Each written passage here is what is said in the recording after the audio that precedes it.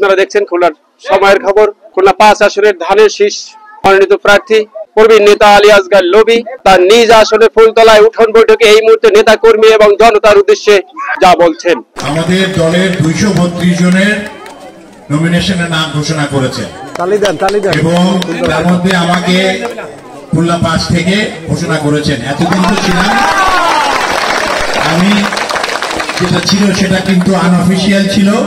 আজ থেকে অফিসিয়ালি আমি আপনাদের ক্যান্ডিডেট আগামী জাতীয় সংসদ নির্বাচনে।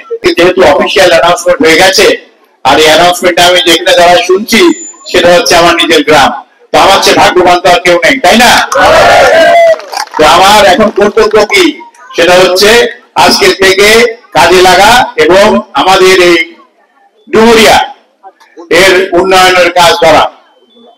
এবং আমি আপনাদের এখন এই যেহেতু নমিনেশন কনফার্ম হয়ে গিয়েছে, ইনশাল্লাহ আমি আশা করি আপনারা আমার সাথে সবাই একসাথে হয়ে আগামী বছর ফেব্রুয়ারি মাসে যে নির্বাচন হবে সেই নির্বাচনে ধানের শীষকে জয়যুক্ত করবেন এবং আমি ইনশাল্লাহ আপনাদের সংসদ সদস্য হব এবং হয়ে যে আমার এই এলাকার উন্নয়নের কাজে আমি লেগে যাব। আর একটা আমার খুব বড় আশা আছে, সেই আশাটা আমি কোনো জায়গায় ব্যক্ত করিনি, কিন্তু আজকে আপনাদের সামনে বলছি।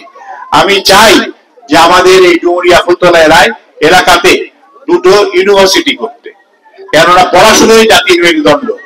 পড়াশোনা যদি আমরা করতে পারি তাহলে অনেক সুবিধা হয়। এখানকার অনেক ছাত্র আছে যারা ঢাকা, চিটাগাং, খুলনাতে যে রাজশাহীতে যে পড়াশোনা করেন, যাওয়া আসা অনেক কষ্ট। তো আমরা যদি ফুলতলা সদরে আর ডুমুরিয়া সদরে 2টে ইউনিভার্সিটি করতে পারি তাহলে কিন্তু আমাদের অনেক মান উন্নয়ন শিক্ষা, শিক্ষার মান উন্নয়ন করতে পারলে আগামীতে আমরা ইনশাল্লাহ অনেক এগিয়ে যাব। এইগুলো আমাদের ইচ্ছা আছে আগামী দিনে করার জন্য। তো আপনারা আমাদের সহায়তা করবেন, আমাদের সাথে থাকবেন। আমাদের 2001 সালে নির্বাচন হয়েছিল, তখন আমরা জোটে নির্বাচন করেছিলাম। সেই জোটে জামাত ইসলামী আমাদের সাথে ছিল। তো তখন জনাব গোলাম পরওয়ার সাহেবকে আমরা ধানের শীষ দিয়েছিলাম এবং সেই প্রতীক নিয়ে উনি নির্বাচন করে এখান থেকে জয়লাভ করেছিলেন। সেই জয়লাভ কিন্তু উনি দাড়ি পাল্লায় করেননি, যেটা আপনারা ভালো করে জানেন। 2001 সালে যে উনি এমপি হয়েছিলেন, সংসদ সদস্য হয়েছিলেন, সেটা কিন্তু আমাদের ধানের শীষের প্রতীক নিয়ে।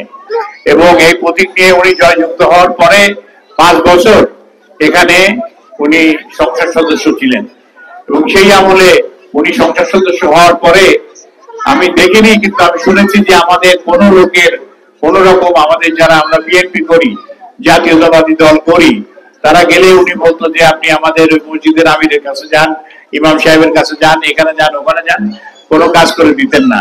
আমাদের কোনো মহিলা গেলে উনি বলতেন যে ওযু করে আসেন, গোসল করে আসেন, তারপরে আমার কাছে আসেন, এইসব কথা উনি বলতেন।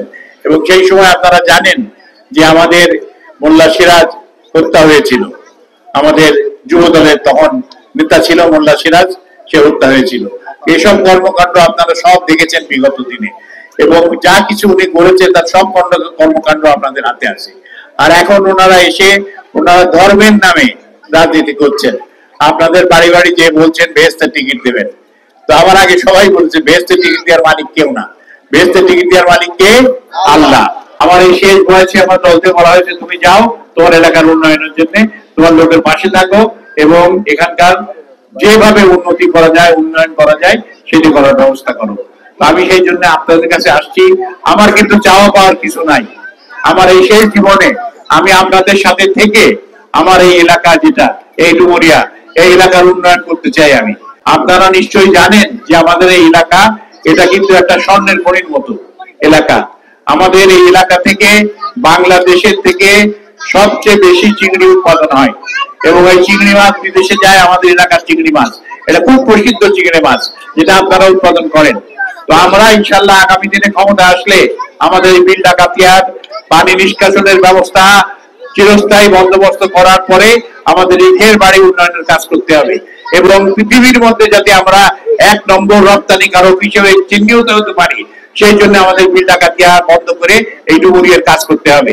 এখানে আমি শুনেছি যে অনেকে মাদক সেবন করে, মাদকে যাওয়া যাবে না, কেন মাদক সেবন যারা করে সেটা মৃত্যু রাস্তা যায়। তো আমরা চাই যে মাদক সেবন বাদ দিন, খেলাধুলোর দিকে যোগদান করুন এবং আগামী দিনে একটা সুন্দর জীবন করার ব্যবস্থা করুন। পাশে থাকবেন। আপনারা যদি আমাকে এমপি নির্বাচন করেন, আপনাদের পাই খরচা টাকা আমি আমাদের সেইভাবে ব্যবস্থা করব। সরকার যে চায় সেই প্রত্যেকটার হিসেব আমি আপনাদের দিতে দেব।